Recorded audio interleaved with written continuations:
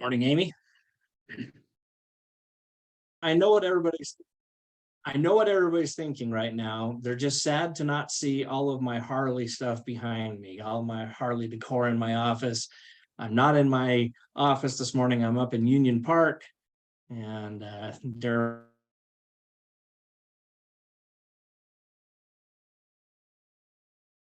was nice enough to let me use one of the offices up here. So I haven't done this in the past, but I'm going to start each of these with just what is the craziest thing you saw in the past week or so in your real estate business. I think that's a nice little seed campaign for some of our discussion, and we'll see if it dovetails with what I have presented. Savannah, have you had anything crazy happen or show up in your TC business over the past week? Doesn't have to be totally different. I haven't had Really? anything too crazy. I mean, 2 weeks ago we had an interesting deal where we were kind of blindsided. We were representing the buyer, and we had another party that came into the transaction kind of like to take over as the buyer, and then we're going to lease it out to someone else. And we weren't updated at all. So we just got sent all of these extra contract and information, and so the deal ended up falling apart. Didn't end up working because our buyer actually couldn't qualify for the house anymore. So just to be clear, this was an assignment of a REPC. yeah, And the second buyer number 2 also had leases that were part of the transaction. Yeah. You know what? I probably need to do a more in-depth session. I'll make a note of that on assignments and the pitfalls. I mean, listen, assignments are legal, just to be clear. The challenge is there are oodles, and I mean that means a lot, of what we call wholesalers out there, guys who try and act like real estate agents, and they kind of skirt the rules that we're governed by as real estate agents, licensed agents. I think a day of reckoning is coming for them because in many instances, the public is being jeopardized in the process. Not always. There are some that are very, upstanding people, but the basic premise is this, guys, with wholesalers. If you're doing real estate transactions as a course of business, not for your own personal benefit, then the state requires you to be licensed. Okay. The problem is, this is where they skirt the issue.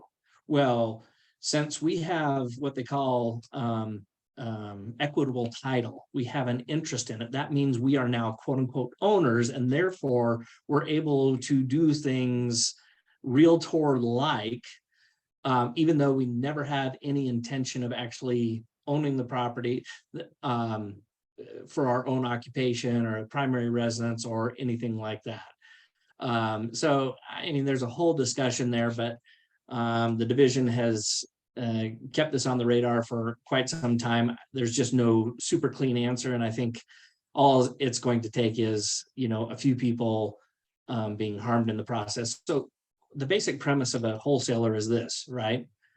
I go out as a wholesaler and I find a seller who is usually, and I use this term usually, ignorant. They don't know what their house is worth. Let's say the house truly is worth $600,000.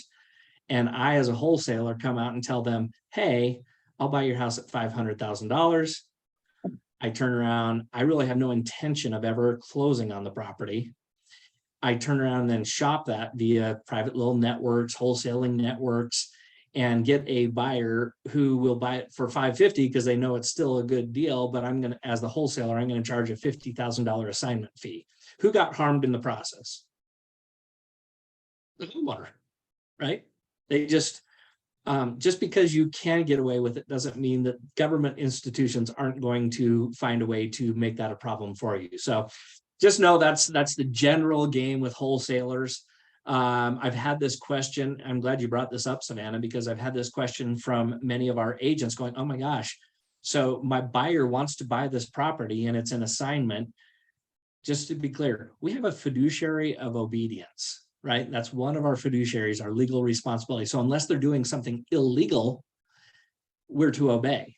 Now, we also have a fiduciary of reasonable care. And here's where I think it gets interesting for us as practitioners on wholesaling. This wasn't my planned content, but you got me going, Savannah. Is if I'm representing a buyer who is purchasing a transaction at a wholesale, and I know this from personal experience with an agent a couple of years ago, is it possible that the original seller can then file a lawsuit because they feel like the two requirements of a lawsuit are damages, so they can claim the damages. I was taken advantage of, my house was worth 600,000 and I sold it for 500. And just because somebody says, oh, you should have known better, doesn't mean that always flies in court. Especially, imagine this, what if the person's older, right? There's special protections for the elderly.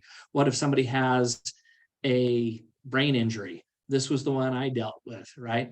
One of my agents went out, and by the way, he put in section 5 that he belonged to our brokerage, but he never submitted it to the brokerage, right? He was doing it under the table, trying to give it credibility. And it wasn't until after the deal closed that I get a call from this guy, and this guy says, hey, I'm so-and-so, and your agent did this to me.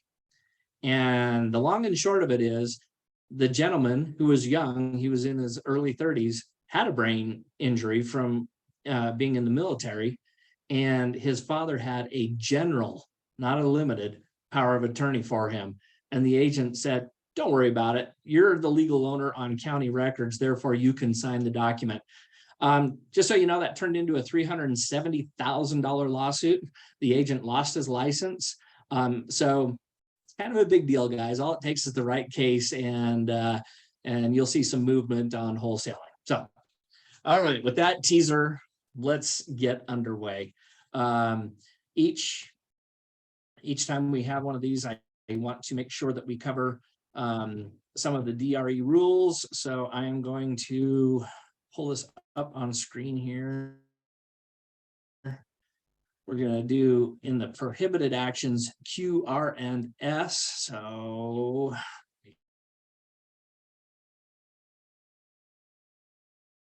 share my screen. These are actually some interesting ones. So Q, R, and S. Q. Savannah, read Q for me. Can you? Is it visible enough for you?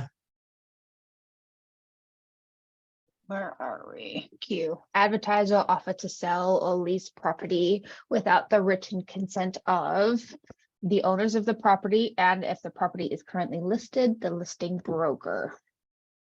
Yeah, so this is one we gloss over, right? I mean, it sounds pretty innocuous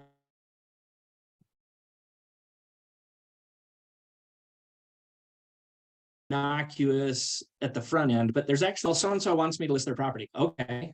And can you guys hear me okay? Because I just got notice that my internet connection's unstable. Yeah, you kind of like freeze up a little bit and then it catches up, and then so it's happened a couple of times. Welcome to Union Park. Yes, it's true. All right. Well, okay. So advertising is always on the radar of the Division of Real Estate. If you read their quarterly newsletter, people get lit up on this all the time. And granted, that your first offense, it's not a big deal. It's $200, it's $500. And this is what I tell agents: don't play that game with the division, because when you start hitting their radar, I don't know officially, but I think they have like an informal list that once they start seeing stuff, they become more highly scrutinizing of you as a licensee. And certainly on a particular issue, if there are multiple instances of a violation. But notice the two requirements. What do you need to have? Written consent of the owner, and that's the part that people miss, and if the property is listed, the listing broker, right? So let me derail here for a second. This is a tangent to this issue. It's not just advertising, but it's what you advertise. So I get this pretty regularly. It's like, I don't want to have to fill out the MLS input form, right? Because we're not going to put it on the MLS, or we're not going to put it on the MLS for a certain period of time. I hope everybody knows this, because I've said it multiple times in multiple locations. in the exclusive right to sell, it says that that document, the ERS, and the data input form constitute an entire agreement. Now, Robert, you've dealt with court cases before. If you don't have a meeting of the minds, is that problematic in enforcement? Yeah. Essentially, the court says you haven't formed a contract if you don't have a meeting of the minds, right? I have one. Yeah, go ahead. I'm just going to give you a really quick example of that. We wrote an offer on 325 lots. Well, let's say we didn't, our client did. Came from an attorney. We don't have a description on the 325 lots yet. We have a parcel and it's only a portion of the parcel, and that's how they wrote it. The seller's attorney come back and said, if you guys had a conflict, what would you even be fighting over? So we have to delay this property going under contract till we get a proper description of the 325 lots. Because we wouldn't have a meeting of minds. So very much, that's a perfect segue, very much just like describing what the property boundaries are, right? It's also true. This is the first question I ask agents when they say, I don't want to fill out the listing input form. And I'm talking in a residential configuration here. It's like, okay, so clearly you're being hired to market and sell the property somehow, right? Even if it's not on the MLS. If you're just advertising within the company, where are you getting the particulars for the square footage, the acreage, the bedrooms, the baths, right? And almost always I get silence on the phone or a blank stare. And then you keep pressing and it's like, well, I just filled in that information. And I'm like, there you go. There's problem number one. You have now become the primary source. And if there's any disputes or any discrepancy at all whatsoever, you're first in line for the liability game. And then second in line is the company. And we don't do that. So yes, we require either, if you're not going to do the listing input form, then you better addend your ERS and say it's not part of it. And equally, you must have some type of a form signed by the seller with the description of the property and its configuration, because we don't ever want to be the primary source of that. Much like in the state form where it says, what's the source for the square footage? It's county records, it's an appraisal, it's other. At least other declares it's a wild ass guess by the seller. Right? At least you're disclosing where it came from. So anyway, just remember, if you're going to advertise, you have to have permission of the property owner and permission and written permission from the listing broker. Our written permission is a listing input form or the equivalent thereof. All right, second one is item R, advertise or offer to sell or lease at a lower price than that listed without written consent of the seller or the lessor. And I can read some of your minds like, well, then why are we even covering this? Because you have to have that in writing. Well, Remax Associates is a very loving company. We give our agents broker load, right? And some of this will be changing in the fall when things do their little seasonal slowdown. Anybody who wants broker load will be signing a broker load agreement, which basically says 4 things. You're going to abide by the Division of Real Estate rules. You're going to abide by the Code of Ethics. You're going to abide by your MLS's rules. And the 4th one, this is the big one, and you will not make any updates to the MLS until the company has been given the appropriate documentation for that change.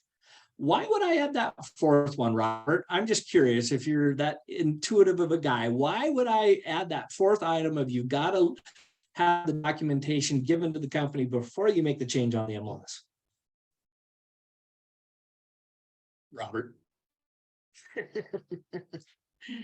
You're muted.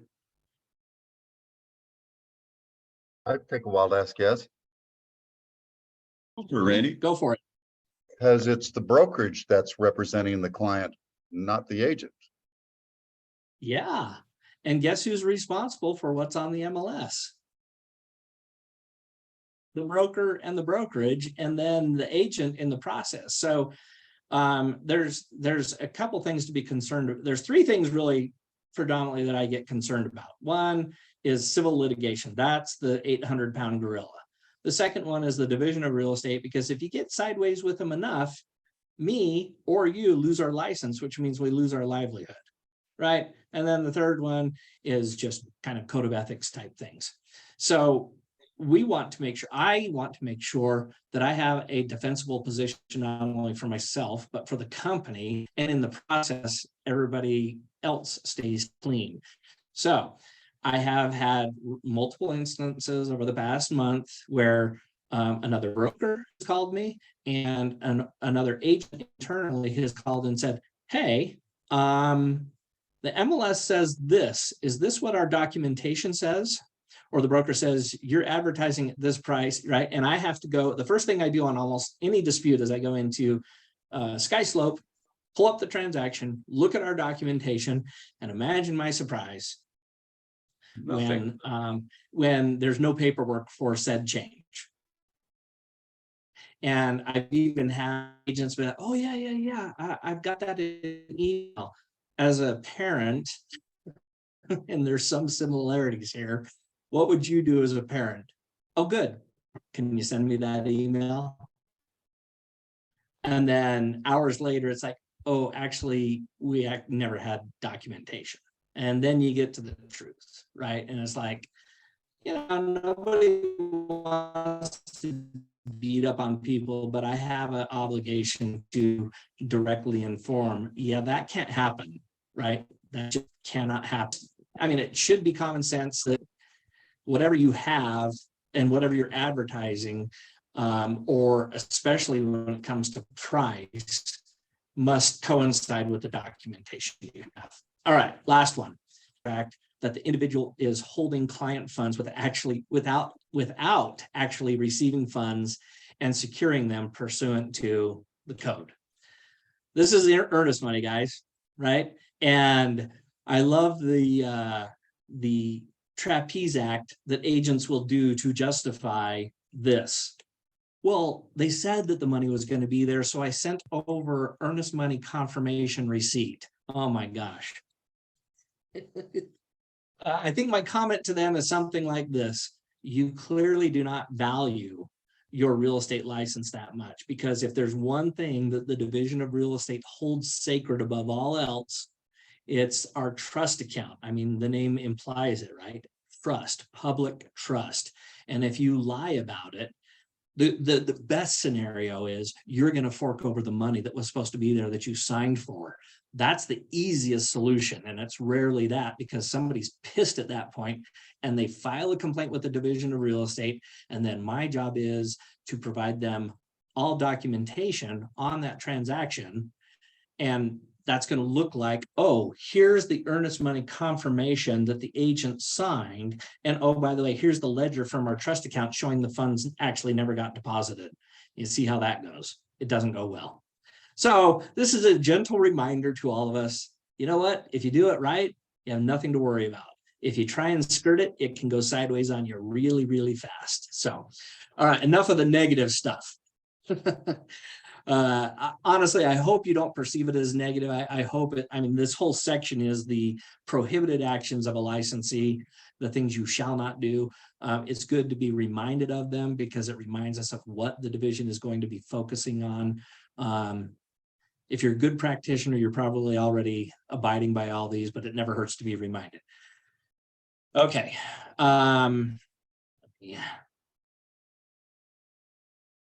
See if I can shift this. Just 1 second, guys.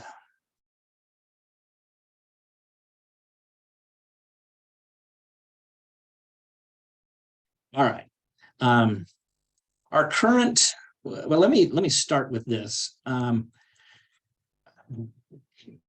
trying to think of how to say this succinctly. There are different sources of forms predominantly, right? There's really three. One is forms that are produced by the Division of Real Estate. The real estate purchase contract is one of those.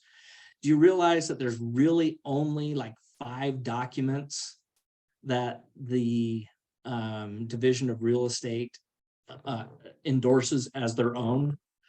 Most of the other forms that we use come from Utah Association of Realtors. And I'm going to err on the side of caution here because I've had agents be like, Isn't that the same thing? No, it's not the same thing. UAR is a private trade organization. The Division of Real Estate is a governmental institution. Do they work together a lot of times and collaborate on forms and whatnot? Yes. But UAR forms, of which almost all our forms that we use are that, you have documentation in there that it helps us fulfill our job as a licensee, right? We get to work as very limited attorneys. The division says, you as a licensed real estate agent can do contracts, which is typically reserved for attorneys, as long as you comply with certain rules. The verbiage that's written there must be created by an attorney, and you can fill in blanks. That's it. Now, the big caveat, I've said this before, is the bane of my existence is the blank addendum. Yep, that was written by, that one actually is a DRE form. But what goes into a blank addendum becomes a hot point of contention. You might imagine some of the things that I run across when you get a blank addendum that is 2 and 3 pages long. The first question I'm going to ask, I'm going to pick on Randy. Randy, what's the first question I'm going to ask you when I see a blank addendum with 3 pages of verbiage? Okay, you're gonna ask me who wrote that. Oh, man. Now, you're just a good guess because I've never had to ask you that because you're a by the book guy. But yeah, that is absolutely going to be the first question that I ask is, who wrote this verbiage? And you know why I asked that question? Because I look at the I look at the verbiage and I'm like, there's no way in hell an attorney wrote this. And if they didn't write it, just for the record, the Division of Real Estate doesn't follow that guideline just because it's blank. You can fill it in with whatever you want. The first indication, I was just gonna say, the first indication that it wasn't written by attorney is that it's not 16 pages long. That's a joke, man. Yeah, it's only 3. Yeah, good point. I know, it was funny. I got it. I was laughing. Okay, so here's the thing. A lot of agents will try and sound lawyerly. The best term I ever heard phrased was, it was by another attorney, Sam Bell. I don't know if you've ever had interaction with him. He says, yeah, all of a sudden the real estate agents become realtors at law, right? Not attorneys at law, but realtors at law. They deal with contracts all day long, so they feel like they know exactly how to write things. And guys, I'm telling you, I have a contract mind, and I've done this for 18 years, and so I have a really good filter for seeing things. Just because you use quasi-legal terms, you're not kidding anybody, right? You read it and like, oh my gosh. Within the first 2 sentences, you find that they've contradicted themselves in verbiage or previous sections. And can I just say this too? If you're using the blank addendum and you're going to address something simple, which is okay by the Division of Real Estate, for instance, purchase price. It's one of my favorite ones. What does it mean when 2 parties agree that the sales price is going to be X? There's no such term in the contract.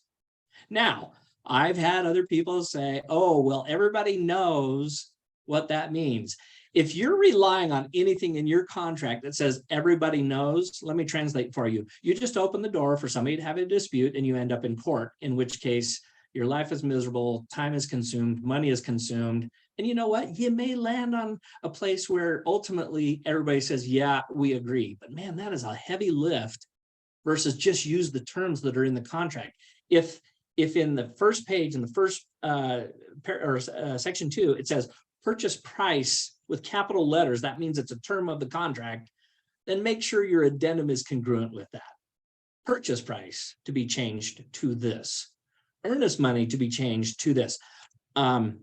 When we deal with new construction contracts, I get this pretty regularly.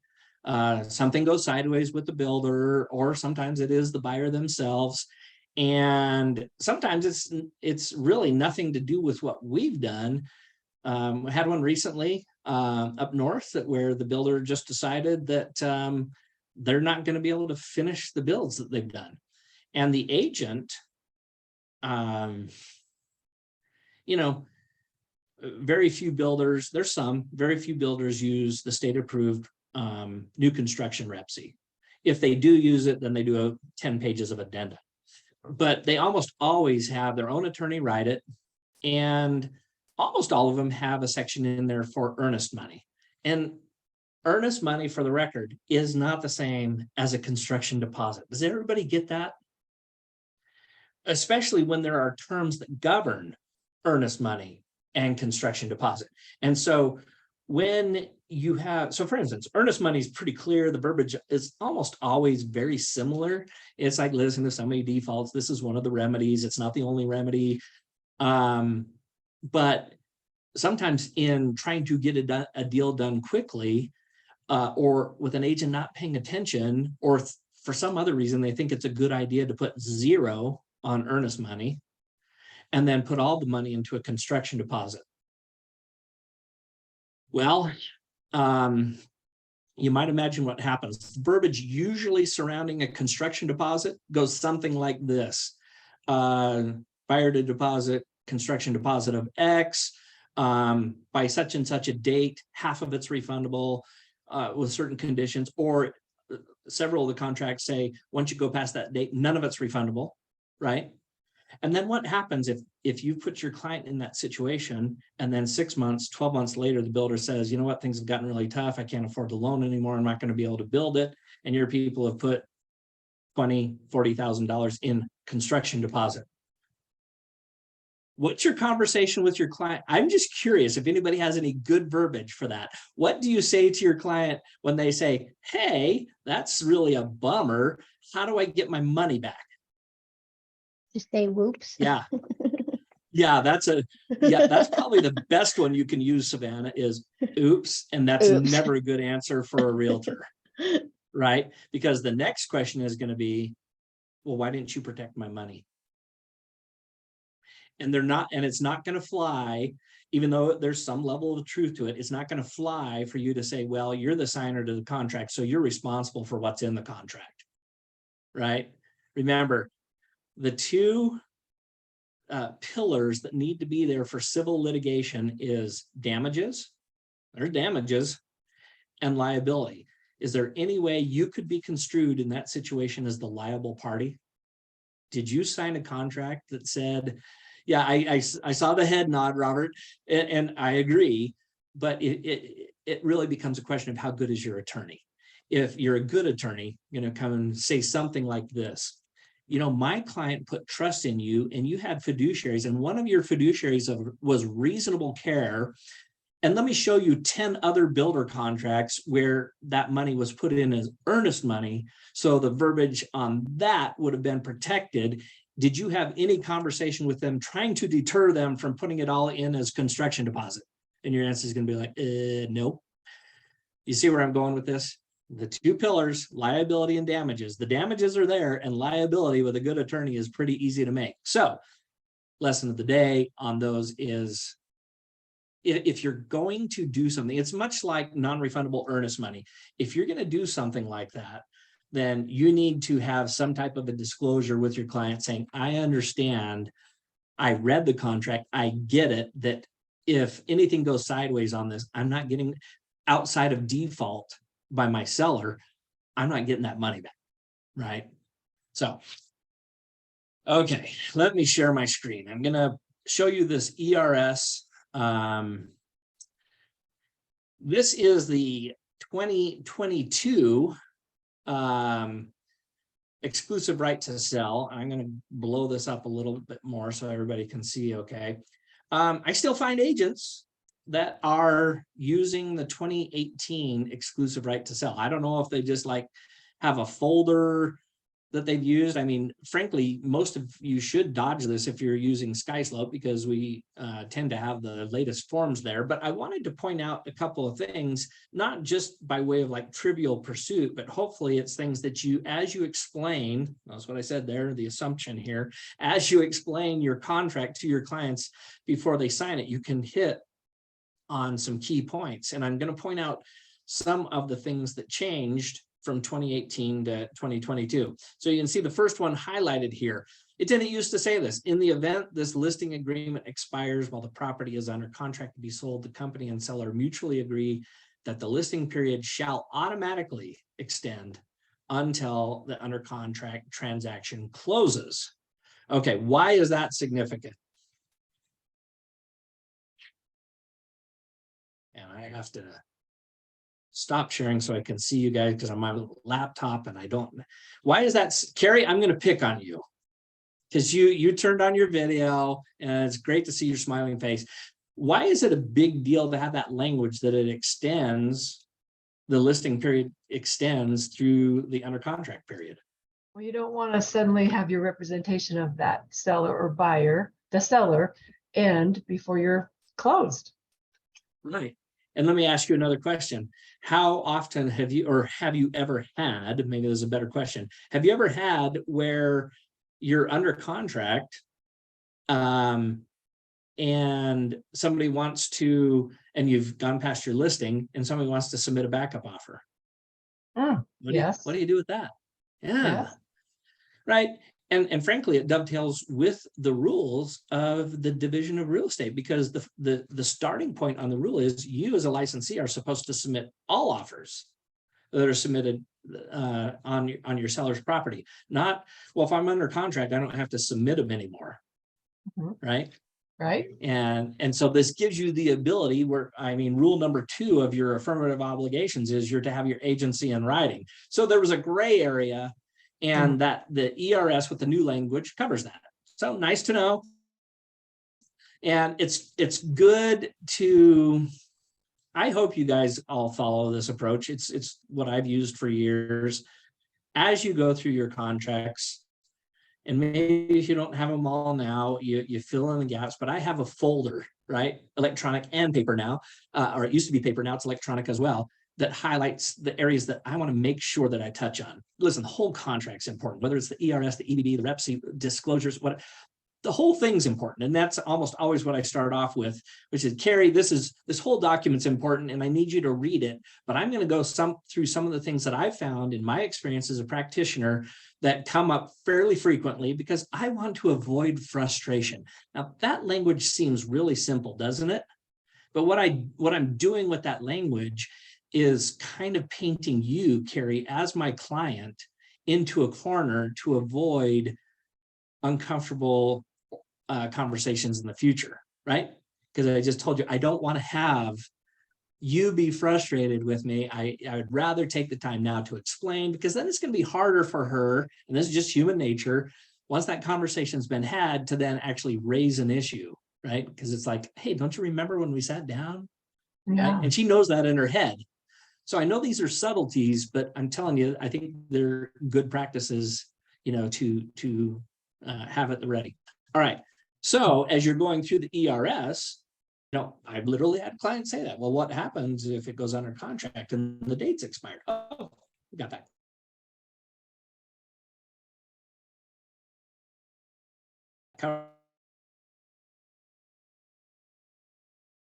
You're frozen for me. Covered, right? Super easy. Am I back? You're back now. Yes. All right. I'm so sorry, guys. Yeah, we kind of missed that. Union Park. Repeat that last paragraph. Okay. Well, the point being is, if you take the time, for instance, this section that I'm on, if you just took the time to talk about that, it not only gives them some information to what's going to happen in a certain circumstance, and I've had agents ask me that question, but it also dovetails with my obligation to share all contracts with them, even if we're under contract, unless what's the exception? What is the one exception?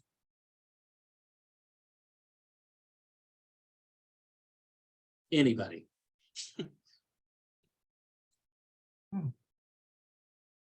The one exception is if you have in writing from them that once you're under contract, they don't want any more offers presented. You have to have that in writing. That's not just a DRE rule, it's a code of ethics rule as well, right? So just know, and what if it's a stupid offer? What if it's 150,000?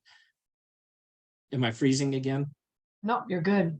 Okay, what if it's $150,000 less than the list price?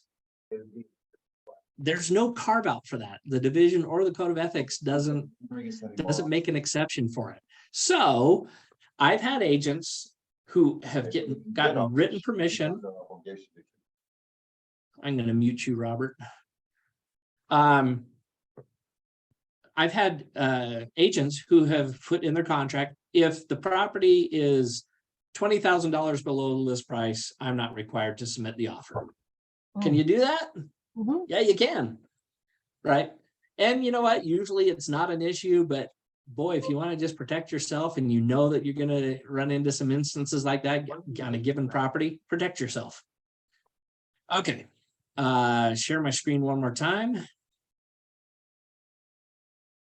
Matt, Yes. why wouldn't you just present everything to your client? Yeah. Okay. Well, it's a good question. Let's think about it this way. What if we were back in 2021 when you listed a property and you got literally, this is not an exaggeration, 30 to 40 offers within the first 24 hours, Mhm. right? And a lot of them were lowball offers or they were crazy offers. I have my sellers don't have the ability to wait for somebody to sell their home. So could I put in there, seller allows me not to present offers where there's a contingent property sale. Yeah, right. I'm just telling you, you have the flexibility, but just have it in writing. That's the requirement by the DRE and by the Code of Ethics. Okay. Got it. All Thanks. right. Yeah, good question. All right, section 2, brokerage fee. This seems really mundane, but I will just tell you this too. I retrained our Metro title on our closing docs to say brokerage fee. We have no such thing as a transaction fee. In fact, can I tell you how many title companies who have access, they know this document, who still put on their HUDs, their settlement statements, a transaction fee of $195, a transaction fee of $295. I dare anybody do a search on this document to find the term transaction fee. It doesn't exist, right? And furthermore, we have two options here, right? I've got this highlighted on the brokerage fee. The brokerage fee, a dollar amount and a percentage. They really should say and or, but whatever. But notice what leads up to that is that the company, the seller, let's see, where's the verbiage? Pay to the company. Yeah, here it is. Sorry. Seller agrees to pay the company a, note, and listen, this one you're a contract geek. There's power in words. There is a brokerage fee. So in a lot of our transactions, the agents will put whatever the percentage is, and then the $295 brokerage fee. And this is the language, this is what I have to go through, not only with our own title company, but outside title companies. And I try and be polite about it. I think I'm pretty successful at that. But I'm like, hey, why did you put this as a transaction fee? Well, that's what it is.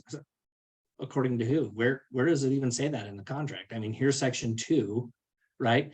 And actually a dollar amount and a percentage together is a fee, a singular fee, right? And that's at the time like, oh, great, I'm working with a grammarian, blah, blah, blah. But in contracts, it's really true. There is a fee. So realistically, what the title company should be doing, let's say the percentage was $10,000, right? That's what it worked out to. So there should be one entry on the brokerage fee. I don't care if they put 2, as long as they label them both brokerage fee, because that's the title of this section.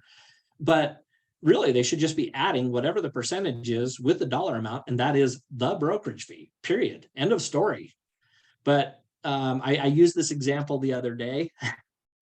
I hope I don't offend anybody if you're dog lovers. If you've ever had a Labrador retriever, right? Labs, they will, if you have grass in the backyard and there's a area where they go to relieve themselves, there is like a path, a groove worn in the grass to that spot. you know, they got the whole rest of the yard, but for some reason they just, and title companies are like that. They, for the past 10, 20 years, they've been the Labrador. And well, we've always put transaction fee. It's like, well, there is no such thing. So let's stop doing that. So, you know, there's that. All right. So I Matt, want to, do we, yeah. when the lender or when those that are preparing the closing disclosures, do we have them go change the wording on that so it's appropriately worded at settlement? Yeah, good question, Randy. Listen, at the end of the day, so much of what we do and those that work with me on the compliance side, we try and move the needle in a positive direction to be as compliant as possible. But there's just some times where the lift is so heavy or sometimes impossible, we're never going to hold it up. I've instructed my office managers, if they see that, they're supposed to be doing a review of a file 3 days before it closes, right? And there's magic with the 3 days because they should have closing disclosures by then. And that's when you can start to see some of the discrepancies. Anyway, I've asked them to reach out to the outside title companies, be polite, be nice, velvet glove, iron fist, right? Velvet glove, just be like, hey, brokerage fee, section 2 of our ERS, that's the title of it. There is no term transaction fee. Can you change that before closing? Or after closing, what's done's done, the document signed, then it's a training exercise. We call them and be like, hey, our company's a little specific about this. We'd like to be using the terms that are actually in the contract, and transaction fee is not one of them. So in the future, if you could refrain from that. Yeah, Savannah. I have a question. Is it true that with VA, they can't pay a transaction fee, but if it's structured and worded as brokerage fee, that they will still pay it? Yeah, that's a good point, right? Now, listen, this is where it gets kind of, this is just like nuances of the business. If they see a separate line item, right? So if a title company's like, okay, yeah, we get a brokerage fee, we'll put the, you know, the 3% on this line brokerage fee and the $295 on another line for brokerage fee, VA's still going to snag that and say, you're gaming the system. But if the title company does what they were supposed to do, because remember, that's why I pointed that out in section 2, it's a fee. The two combined are a singular fee. If they combine it, VA has, there's no reason for them to stop, and they have no grounds to stop it. So another good reason for them to do it the right way. So this is all of us trying to make our industry better. So now you're all advocates for doing it the right way if you run across these things. All right. I think there's 1 or 2 other items back in the form, which I think I stopped sharing my screen. So let me share that one more time. Okay. And this may not seem like a big deal, right? But this section that is in all caps, in case you have been asleep at the wheel for the past 2-3 years, the real estate community nationally and even more so locally has been under the scrutiny of the DOJ. And one of the things we're accused of is that having set commissions. And oh my gosh, you guys, I've had title companies. I had one. I'll just tell you real quick because this is fun. I had a closing a couple of years ago, and the agent's like, well, the title company paid the other side 3% when the BAC was 2.5%. And so I called up the manager of the title company. It wasn't Metro or anybody you guys know. And the lady's frankly a little snarky. And I said, hey, so why did you pay the other side 3%?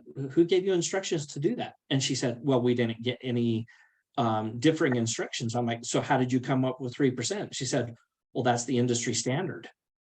I'm like, oh my gosh. We're being scrutinized because people like you and the title company are telling people that that's the industry standard and there is no such thing. So this was added to the form as an ounce of prevention, being scrutinized by the DRE. Brokerage fees are not set by any board, association, realtors, or MLS, or in any manner other than between the company and the seller. All right.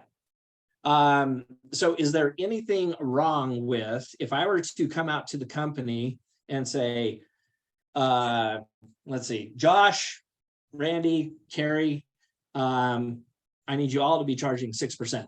Is that an antitrust issue? See, I get the hesitation. I love it. No, a company can absolutely mandate, we do not take anything less than X. If you know anybody that works at Sotheby's, they're very much this way. Coldwell Banker. This is too, what we I charge. think.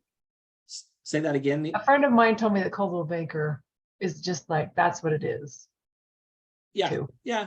And so they're not doing anything wrong. A company can do whatever they want. As soon as they start working with another company to set the same rate, then they're in trouble, right? But within a company, you can absolutely mandate a percentage, right? Or a dollar amount. And that's why we're totally fine saying part of our brokerage fee is a flat $2.95. It's just mandated. It is what it is. So, all right. Last item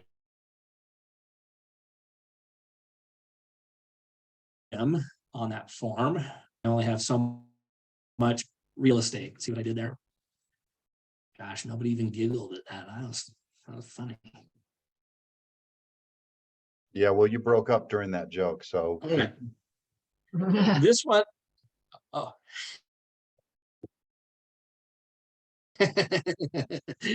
I'll catch it the first time, but you know, in our real estate purchase contract, I'm going to start with this first.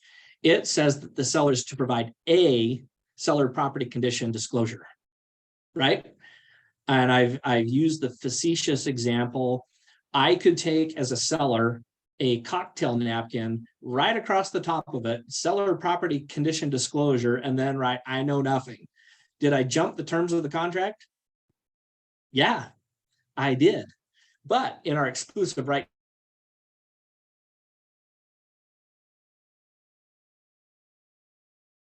to sell, we're binding our contracts.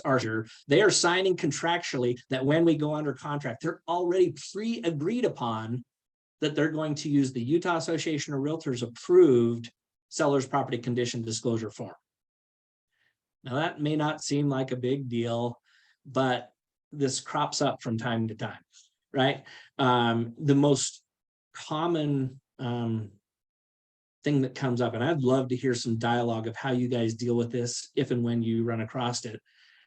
Well, it's an investment property or it's a lot. I've never lived there. I'm not going to provide seller's disclosures. What do you say to that? Have you ever had that? I have. Nobody's had that? You got to be kidding me.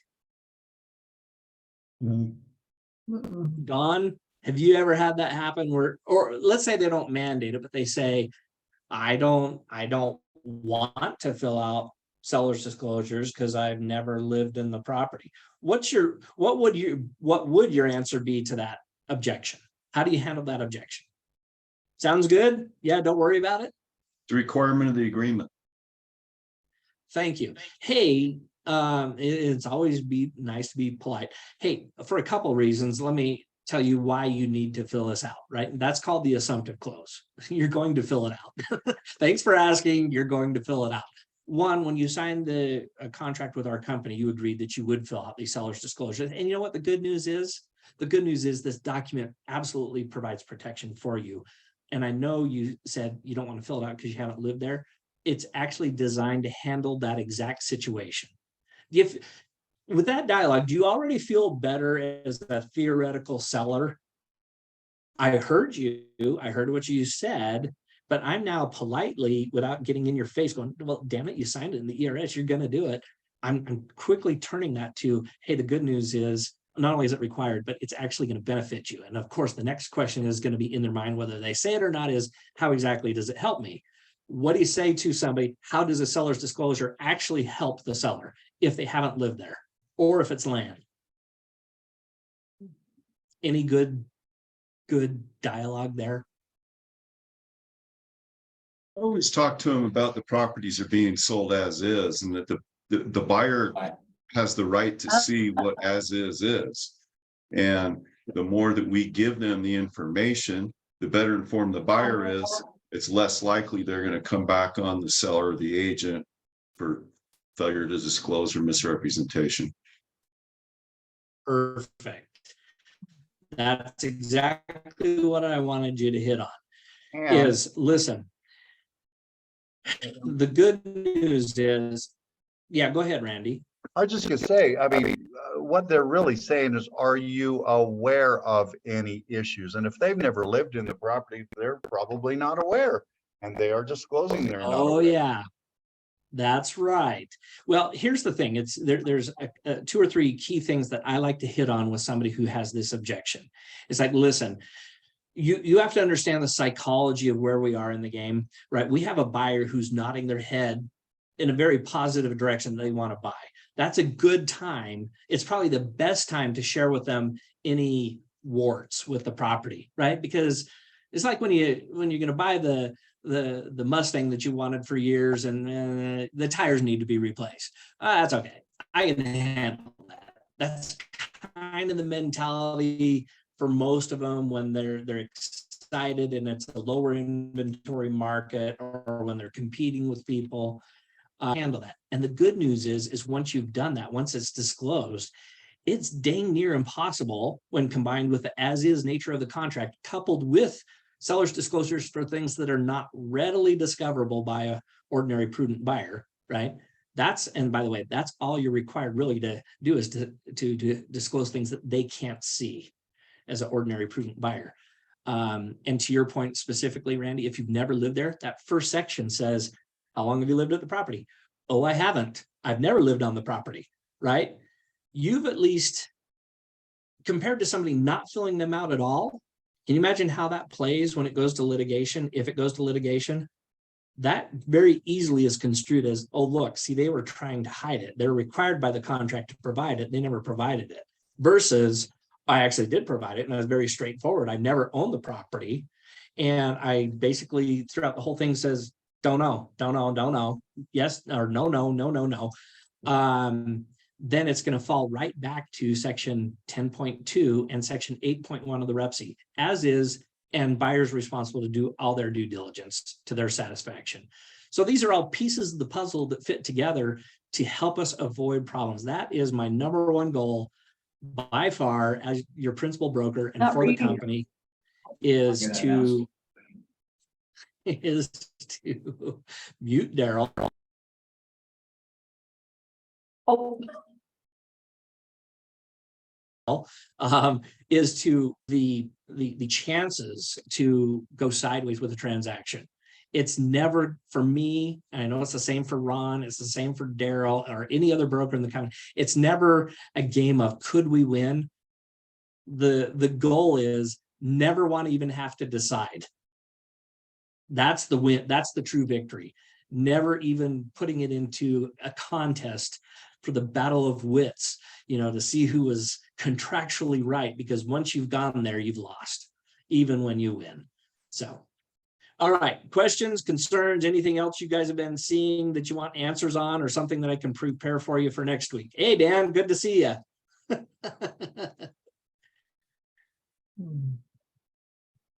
All right, well, please just make sure you're using the up-to-date forms. It's actually a requirement, in case you're not aware, you are, and the way that plays out is you can't use an old form from UAR.